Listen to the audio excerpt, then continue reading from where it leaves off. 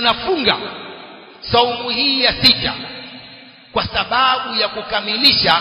Hii ni sababu ya 3 ya kufunga saumu hii ya 6. Tunafunga saumu hii ya 6 kwa ajili ya kukamilisha upungufu uliotokea katika saumu zetu. Hii ni sababu ya 3 ya kufunga siyamu 6, kwa sababu ya upungufu uliotokea katika saumu zetu. Wengi katika sisi tuna upungufu katika saumu zetu.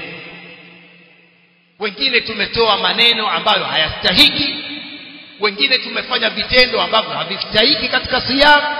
Hii saumu ya 6 inaziba upungufu ule, na ndio maana maulama wanasema kwamba siyamu 6 min Shawwal karawatibil ba'diyah li Ramadhan.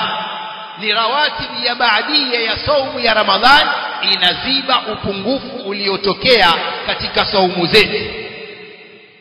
Kama vile rawatib za sala za sunna zinaziba upungufu uliotokea katika sala za faradhi. Sala za sunna hizi baadia zinaziba upungufu uliotokea katika sala za faradhi, na ndiyo saumu hii ya 6 min Shawwal inaziba upungufu uliotokea katika saumu zetu za Ramadhani.